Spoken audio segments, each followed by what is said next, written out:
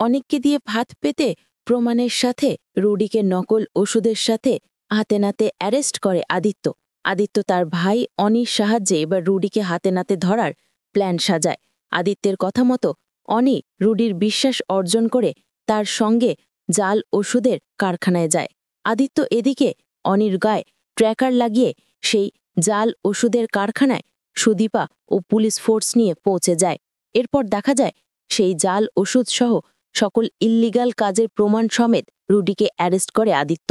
আর রুডির কলার চেপে ধরে রেগে আদিত্য বলে ওঠে, আমার স্ত্রীর চরিত্র নিয়ে এমন নোংরা খেলার শাস্তিও আমি নিজের হাতেই তোকে দেব কৃষ্ণ রায়। এই ফুল এপিসোডটি পেতে লাইক দিয়ে সম্পূর্ণ ভিডিও দেখতে থাকুন। অবশেষে সমস্ত বিপদ থেকে মুক্ত হলো সুদীপা। আসলে আমরা একটা কথা জানি বন্ধুরা, যে সত্যের জয় একদিন হবেই হবে। আজকে অনেক পুরো বিষয়টা খুলে বলে দিয়েছে কৃষ্ণ স্যার, কিভাবে তার সঙ্গে পুরো খারাপ ব্যবহারটা করেছে, কৃষ্ণ স্যার তাকে কিভাবে ফাঁসিয়েছে। পুরো বিষয়টা যখন পুরো চৌধুরী পরিবারের সামনে বলেছে, তখন আদিত্যের চোখটা একেবারে কপালে উঠে গেছে। এবং তার পরবর্তী মুহূর্তে রিতম স্যার আসেন। আর রিতম স্যার এসেও কিন্তু বিষয়টা শোনার পরে সেও একেবারে আকাশ থেকে পড়ে যায়। এবং রিতম স্যার তাদের সঙ্গে ডিল করে যান। হ্যাঁ আদিত্য, তুমি খুঁজে বের করো কেন সুদীপার প্রতি এত আকর্ষিত করেছিল, কেন সুদীপার প্রতি আমাকে বারবার উৎসাহ দিয়েছিল যে সুদীপাকে আমিই পাবো। আদিত্যের সামনে সুদীপাকে মানায় না, তাহলে কৃষ্ণ রায় স্যার কেন এমনটা করল? পুরো রহস্যের বেড়াজাল কিন্তু উদ্ঘাটন করতে হবে। আজকে কিভাবে সুদীপা বিপদ থেকে মুক্ত হলো, কিভাবে অনেক তার পুরো সত্য কথাটা খুলে বলল, পুরো বিষয়টা আমি ইন ডিটেলসে আলোচনা করব। সো চলো দেরি না করে শুরু করা যাক।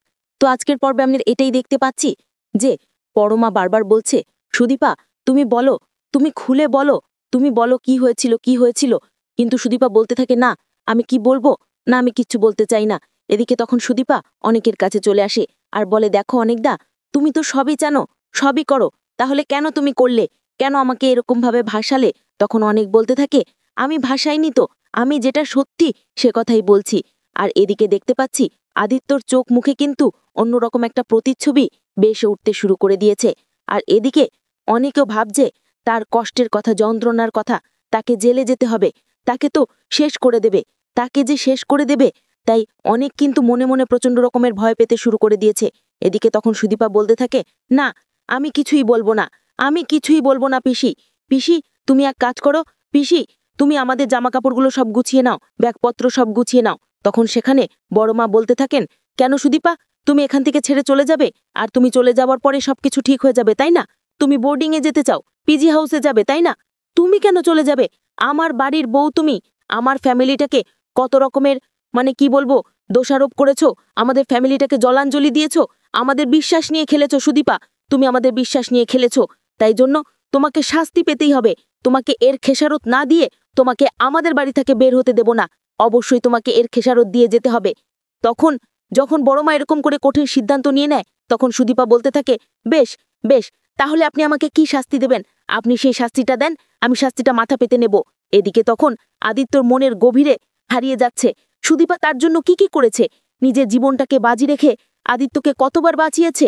এবং সেই খারাপ অবস্থাতে সুদীপা যখন জ্ঞানহারা, জ্ঞানশূন্য অবস্থায় ছিল, যখন তার প্যারালাইসিস অবস্থা ছিল, তখন তার স্বামীকে বাঁচানোর জন্য সে কিভাবে সুস্থ হয়ে কত গুন্ডাদের সঙ্গে লড়াই করেছে, তার প্রত্যেকটা বিষয় কিন্তু মনের খাতায়, মনের পাতায় ভাসতে শুরু করে দেয়। সুদীপার সঙ্গে কাটানো প্রত্যেকটা বিষয়গুলো যখন মনের খাতায় ভাসছে, তখন সুদীপাকে ডেকে বলতে থাকে, সুদীপা তুমি কেন কেন আপনি মাথা পেতে শাস্তি নেবেন, কেন আপনি মাথা পেতে শাস্তি নেবেন? তখন সেখানে সুদীপা বলতে থাকে, কেন মিস্টার চৌধুরী, আমার কথা তো কেউ বিশ্বাস করবে না, তাই কি করব, আমি সবকিছু মেনে নেব। কিন্তু আদিত্য বলতে থাকে, না কেন আপনি মানবেন, কেন আপনি মেনে নেবেন, আপনাকে মানার কোনো তো দরকার নেই। কেউ বিশ্বাস করুক আর না করুক, সুদীপা আমি আপনাকে বিশ্বাস করব, সুদীপা আমি আপনাকে বিশ্বাস করব। আপনি আমাকে বলুন, আপনার বিষয়গুলো বলুন, কেন হয়েছে, কিসের জন্য হয়েছে, এই ফটোগুলো কোথা থেকে এসেছে? সুদীপা এর আগেও তো তোমার এই ফটোটা আমার কাছে এসেছিল, আমি তো তোমাকে কি অবিশ্বাস করেছিলাম বলো সুদীপা, তোমাকে কি অবিশ্বাস করেছিলাম? আজকেও আমি তোমাকে বলছি সুদীপা, আমি তোমাকে বিশ্বাস করব। সুদীপা তুমি আমাকে বলো, আমি তোমাকে বিশ্বাস করব। আর এমন কথা শুনতে সুদীপার বুকটা একেবারে আনন্দে ভরে ওঠে, তার বুকটা গর্বে ভরে ওঠে। তার স্বামী কিন্তু এই পৃথিবীতে একমাত্র মানুষ যে সুদীপাকে বিশ্বাস করছে। এদিকে তখন অনেক প্রচণ্ড রকমের ঘামতে শুরু করে দিয়েছে, তার মনের খাতায় মনের পাতায় সে যে ধরা পড়ে গেছে। এদিকে তখন দেখতে পাচ্ছি ওই দিক থেকে পরমা বলতে থাকে, হ্যাঁ সুদীপা, আমিও তোমাকে বিশ্বাস করব। এই সেনগুপ্ত পরিবার, চৌধুরী পরিবার কেউ বিশ্বাস করুক আর না করুক, আমিও তোমাকে বিশ্বাস করব। এমন করে কিন্তু ওদিক থেকে দেখতে পাচ্ছি সঞ্চারী যে সুদীপাকে সবসময় বাঁচ দেওয়ার চেষ্টা করত, সুদীপাকে সবসময় ফাপড়ে ফেলার চেষ্টা করত, সুদীপা সবসময় ক্ষতি করার চেষ্টা করত, সেই সঞ্চারী আজকে প্রচণ্ড রকমের উদ্বেগ নিয়ে বলতে থাকে, সুদীপা, এই চৌধুরী পরিবারের কেউ বিশ্বাস করুক আর না করুক, সুদীপা, আমি তোমাকে বিশ্বাস করি, কিন্তু আমি আমার স্বামীকে বিশ্বাস করি না, আমি আমার স্বামীকে বিশ্বাস করি না। সুদীপা তুমি বলো, সুদীপা তুমি বলো। তখন সেখানে সুদীপা চিৎকার করতে থাকে, আমার কোনো সম্পর্ক নেই, আমার কোনো সম্পর্ক নেই, আমার মনের মধ্যে ভাবনা কল্পনাও নেই যে রিতম স্যার, উনি শুধু আমার একমাত্র স্যার, আমার প্রফেসর, আমি তাছাড়া ওনার সঙ্গে কোনো সম্পর্কে জড়াইনি। বিশ্বাস করো, আমি তার সঙ্গে কোনো সম্পর্কে জড়াইনি, আমি ওনাকে ছুঁয়ে পর্যন্ত দেখিনি, টাচ করে পর্যন্ত দেখিনি। উনি বারবার আমার প্রতি আকর্ষিত হয়েছেন, আমি বুঝতে পেরেছি, কিন্তু বারবার ওনাকে বলেছি, বিশ্বাস করো এই ছবিগুলো সব মিথ্যে, এই ছবিগুলো সব মিথ্যে। এই বলে সুদীপা প্রচণ্ড চিৎকার করে গলা ফাটিয়ে বলতে শুরু করে যায়।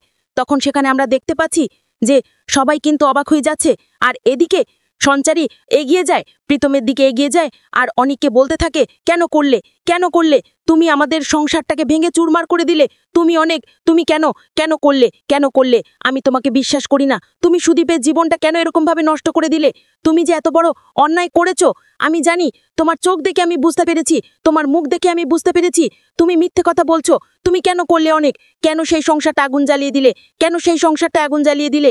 তখন সেখানে আমরা দেখতে পাচ্ছি সুদীপা প্রচণ্ড কান্নার মধ্যে ব্যস্ত হয়ে রয়েছে, আর এদিকে তখন মানে কি বলবো, প্রচণ্ড গতিবেগ নিয়ে কিন্তু আদিত্য সামনের দিকে এগিয়ে যায়, অনেককে ধরে বলতে থাকে, অনেক, তুই বলতে হবে, তোকে বলতে হবে, তুই কেন করলি, তুই আমার স্ত্রীর নামে কেন এরকম বললি, তুই এই বিচ্ছিরি নামে না, এই পৃথিবীর কোনো মেয়ের বিরুদ্ধে যদি এরকম একটা খারাপ ইঙ্গিত দিতি, খারাপ কথা বলতি, মন্তব্য করতি, এরকম ব্যবহার করতি, তাহলেও কিন্তু আমি একই রকম অবস্থা করতাম। আনি তুই কেন করলি, কেন করলি, এই বলে অনেককে আদিত্য চড় মেরে দেয়, প্রচণ্ড জোরে জোরে চড় মারতে শুরু করে দেয়। তখন সেখানে সুদীপা গিয়ে বলতে থাকে, মিস্টার চৌধুরী কি করছেন, কিন্তু সেখানে গিয়ে দেখতে পাচ্ছি সঞ্চারী বলতে থাকে, না, মারুন, মারুন, ও প্রচণ্ড প্রচণ্ড রকমের অন্যায় করেছে, প্রচণ্ড মারুন, ওকে মারুন। এই বলে কিন্তু সঞ্চারী এগিয়ে আসে বড়মার কাছে, আর বড়মার কাছে এসে ভিক্ষা চাইতে থাকে, বড়মা, আপনি আমাদের ভিক্ষা দিন, এবারের মতো ক্ষমা করে দিন, আমরা আর কোথাও যেতে পারবো না, কোথাও যেতে পারবো না, আমাদের এই বাড়ি থেকে যেন বের করে দেবেন না, আমাকে এই বাড়ি থেকে বের করে দেবেন না। এদিকে তখন আদিত্য প্রচণ্ড চড়াও হতে শুরু করে দেয়, অনেক, তুই বলতে হবে, তোকে বলতে হবে, তুই কেন করলি, তুই আমার স্ত্রীর নামে কেন এরকম বললি, তুই এই বিচ্ছিরি নামে না, এই পৃথিবীর কোনো মেয়ের বিরুদ্ধে যদি এরকম একটা খারাপ ইঙ্গিত দিতি, খারাপ কথা বলতি, মন্তব্য করতি, এরকম ব্যবহার করতি, তাহলেও কিন্তু আমি একই রকম অবস্থা করতাম। আনি তুই কেন করলি, কেন করলি, এই বলে অনেককে আদিত্য চড় মেরে দেয়, প্রচণ্ড জোরে জোরে চড় মারতে শুরু করে দেয়। তখন সেখানে সুদীপা গিয়ে বলতে থাকে, মিস্টার চৌধুরী কি করছেন, কিন্তু সেখানে গিয়ে দেখতে পাচ্ছি সঞ্চারী বলতে থাকে, না, মারুন, মারুন, ও প্রচণ্ড প্রচণ্ড রকমের অন্যায় করেছে, প্রচণ্ড মারুন, ওকে মারুন। এই বলে কিন্তু সঞ্চারী এগিয়ে আসে বড়মার কাছে, আর বড়মার কাছে এসে ভিক্ষা চাইতে থাকে, বড়মা, আপনি আমাদের ভিক্ষা দিন, এবারের মতো ক্ষমা করে দিন, আমরা আর কোথাও যেতে পারবো না, কোথাও যেতে পারবো না, আমাদের এই বাড়ি থেকে যেন বের করে দেবেন না, আমাকে এই বাড়ি থেকে বের করে দেবেন না। এদিকে তখন আদিত্য প্রচণ্ড চড়াও হতে শুরু করে দেয়, অনেক, তুই বলতে হবে, তোকে বলতে হবে, তুই কেন করলি, তুই আমাকে বলবি নাকি পুলিশি কায়দায় তোর কাছ থেকে জবান বের করব, আমি কিন্তু এখনো ভাই হয়ে রয়েছি, তাই ওকে বলছি, তুই সত্যি কথাটা স্বীকার কর ভাই, নয়তো পুলিশি জেরায় যদি তোকে নিয়ে যেতে হয় তাহলে কিন্তু আমি তোকে শেষ করে দেব। এদিকে তখন দেখতে পাচ্ছি সবাই মিলে যখন এরকম করে অনেককে প্রেশার ক্রিয়েট করতে শুরু করে দিয়েছে, বড়মা প্রচণ্ড চিৎকার করতে থাকেন, অনেক, তুমি বলো, তুমি খুলে বলো, অনেক, তুমি খুলে বলো। এদিকে তখন বড়মা বলতে থাকে, সুনন্দা বলতে থাকে, প্রত্যেকে অবাক দৃষ্টিতে শুধু তাকিয়ে থাকে, অনেক, তুমি বলো, কে করলো এই কাজটা, কে করলো। তখন সেখানে আমরা দেখতে পাচ্ছি যে অনেক বলতে থাকে, এই কাজটা কিন্তু ইনি করেননি, এই কাজটা ইনি করেননি। তখন সবাই অবাক হয়ে যাচ্ছে, বারবার জিজ্ঞেস করতে থাকে, অনেক, তুমি বলো, খুলে বলো, অনেক, তুমি বলো। তখন অনেক বলতে থাকে, আমাকে মারিস না, আমি সব খুলে বলছি। এই বলে অনেক বড় প্রত্যেকটা বিষয়টা, মানে কিভাবে অফিসে গিয়েছিল, সেই অফিসে গিয়ে ফাইলে সই করলো, এবং রুডি তাকে কি বলেছিল, কিভাবে কি করতে বলেছিল, কিভাবে আদিত্য এবং সুদীপার মধ্যে ফাটল সৃষ্টি করতে বলেছিল, পুরো স্টেপ বাই স্টেপ, এবং সেই কথা না শুনলে তাকে যে জেলে যেতে হবে, পুরো বিষয়টা তাকে বলেছিল। আর এমন কথা শুনতেই কিন্তু আমরা দেখতে পাচ্ছি রিতম স্যারের চোখ কপালে উঠে গেছে, সে তখন প্রচণ্ড রকমের ভাবাবেগের মধ্যে পড়ে যাচ্ছে। আচ্ছা, তাই জন্য এটা করেছে, না আদিত্য, তুমি তো একজন পুলিশ অফিসার, তুমি তো অবশ্যই পারবে, তুমি এই রহস্যটা উদ্ঘাটন করো। আরে ওই জন্য ওই স্যার, কৃষ্ণ রায় স্যার, ও আমার বিরুদ্ধে গিয়ে সুদীপার বিষয় সবসময় আমাকে উৎসাহিত করতো, কেন করতো এমনটা। তখন সেখানে আদিত্য বলতে থাকে, আমি তো ঠিক পথেই হাঁটছি।